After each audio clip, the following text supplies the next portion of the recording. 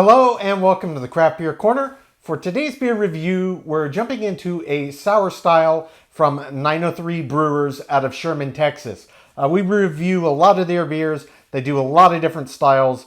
This one I got from Tavour, and when I saw what it said about it, I said this will be kind of an interesting thing. So the beer in question today is called Check Slushy. It is a Berliner Weisse style ale, so sour. 6.2% ABV on this one, which is a bit higher than your average Berliner Weisse. And this one has been aged on blueberries, blackberries, and vanilla, and it also has added edible glitter. So that's kind of the interesting thing about this. Other than that, relatively straightforward. Berliner Weisse, a little higher than average ABV, and certainly the additives on which they aged it sound like they're going to be really nice in this beer style. So, label art on this one, it's got the Statue of Liberty on there, so stimulus check, okay, government, and of course it's holding a glass of beer there. So get you in the mood. We're going to get this cracked gently, and use our nice tall all-purpose glass here. Get this poured right in. Yep, that does look about how I expected it to, given that it was aged on blackberry and vanilla and blueberry. So very dark purplish reddish hue. Looks absolutely lovely. It's got a very pronounced aroma, I can tell you that. Now I am going to guess that the camera is not going to be doing a particularly great job of picking this up, but I can tell you the glitter, when you're sitting right here in front of it, is quite evident. And you'll also notice in the name they called it Check Slushy. Yes, slushy, as in like a slushy style sour, so it is quite thick. I could see it quite thick as I was pouring it, and it looks like mostly kind of a silvery bluish kind of glittering. I mean, it's cool. I can't say as I've ever had a beer that has glitter in it. I'll hold it up to the camera just in case it is actually catching some reflections there off of these really bright set lights. Very cool. I can tell you I can see it as the bubbles, the carbonation are slowly making their way up. It's just got this constant little shimmering. It looks absolutely crazy. I never thought I would have a beer with glitter in it, but edible. So cool. I didn't even know that was a thing. Let's get right up over this for a proper sniff. Yeah, okay, no real surprises here. It's got a very classic standard underlying sour aroma. It smells sour, it smells tart. I gotta say on this one, it is a lot more pronounced in the sour and tart department than your average Berliner Weisse. They are technically sour beers, but they don't tend to be overtly sour and tart. They're a lot more subtle. They're maybe a bit more approachable to people that really aren't into sour beers. This one smells almost kettle sourish, where it's got quite a pronounced aroma on the nose to it. In tandem with that, yes, it's got some big, bold, pungent ingredients they chose to age this on. So blackberry, blueberry, vanilla. Blackberry really comes through quite clearly. It's just got a bigger, bolder, more forward profile to it. Blueberry's there as well, but the blackberry definitely takes the prominent side of the underlying additives. And the vanilla is a little subtle on the nose, so we'll see where it makes its stand when we get into the beer. But it looks crazy and fantastic all at the same time. It is absolutely, you can't see through this. It's a slushy, it is completely occluded, and it's very dark reddish bluish purple anyway from the fruit additives. So let's just jump right in, see what this one's about.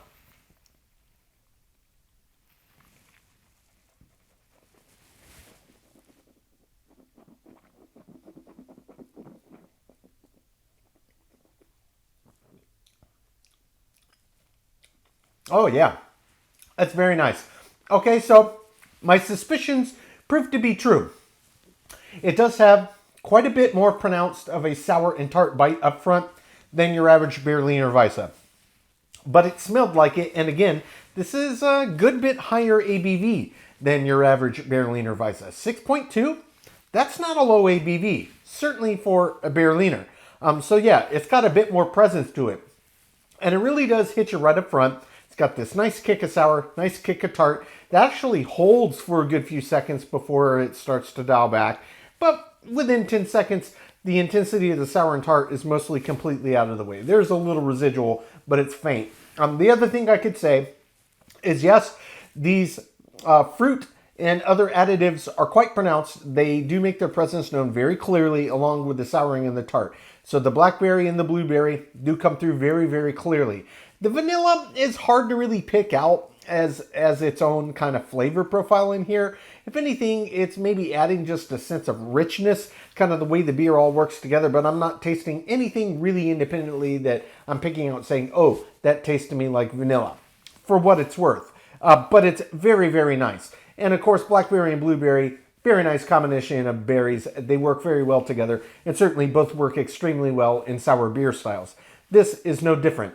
The other thing I can say is, yes, even though it is a more pronounced sour and tart profile that comes on up front, and yes, it is pretty intense in terms of the blackberry and the blueberry coming through as well, it does still have classic Berliner Weisse malt bill traits. So after kind of the tart and sour dial back a bit, and after the big push and intensity of the fruit dial back, the malt bill does open up, and you do get these classic Berliner Weisse undercurrents that come through. It's got this classic grainy quality. It's almost granola or cereal-like in its presentation. Maybe bits of it remind you of biscuit or kind of toast and crumb. It's a very grainy, grain-like kind of profile that comes through. And it's nice. I didn't actually know if I was going to get that because this is such a big, bold, in-your-face beer, but it's there and it's nice. I'm glad that I was able to pick it out. And it doesn't really finish there like many Berliner Weisses do. This one just kind of finishes with the intensity of the blackberry and the blueberry just kind of dialing back away into nothingness. That's really where the end of the finish ends on this beer. And for all of its intensity and the higher ABV, this does not have a particularly long finish at all. For the style, I would say it's mostly average. So it does have a lot of intensity happening, but that doesn't equate into a longer than average finish. So it's not really lingering all over the palate with residual, at least on my first sip. So we're going to jump back in for a second sip. We'll talk about the body and the mouthfeel. I'll really pick this apart again, really paying attention for that vanilla, see if I can figure out exactly what it's doing aside from adding richness. Then we will talk a bit more specifics about the finish on second sip and see if it deviates there. So take two.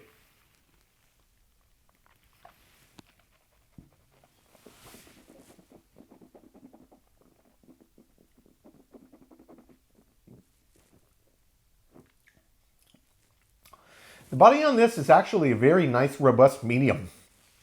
It's got a much larger presence than your average Berliner Weisse, but again, it's 6.2% ABV. You would expect that.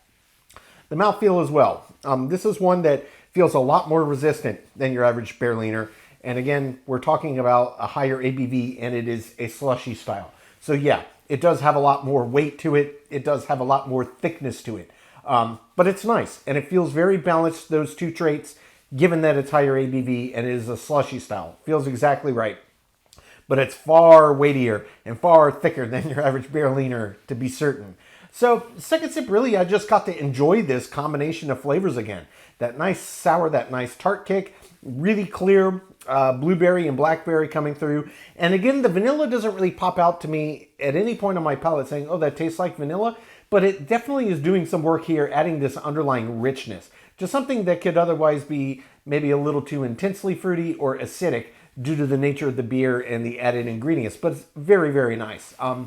Again, the malt bill traits coming through very clearly. They really hit about the 15-20 second mark and really come 30-35 seconds, give or take. It's mostly already gone to completely nothing but a memory on your palate.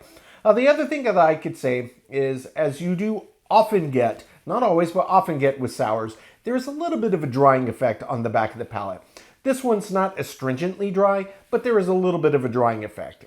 You know, some people like that, some people couldn't care less, but it is a pretty common trait with a sour. Just letting you know it is there. But overall, absolutely delicious beer. Maybe some people will see the edible glitter as a gimmick. I like it. I've never had a beer with it. It's unique. So I'm enjoying this one. I'm going to take my time, sip on this, count my scores. When we come back, we'll get this beer ranked from top to bottom.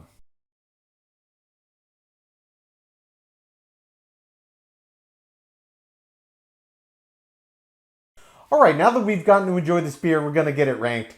This was 903 Brewers Stimulus Check Slushy, a Berliner Weisse style ale, clocking in at 6.2% ABV, and this one was aged on blueberries, blackberries, vanilla, and had added edible glitter. 903 Brewers is based in Sherman, Texas. Okay, so interesting beer. Not really that interesting per se. It's really just the edible glitter. Never seen that before in a beer. Haven't seen it in any other offerings anywhere since. I'm sure I'll probably find some at some point down the road, but it was pretty neat. Maybe, someone call it a gimmick. I call it unique because it's the first time I've seen it. So, starting with the aroma on this beer, absolutely fantastic. This was big, bold, pungent. You could really get the big kick of the sour and the tart coming right off of it.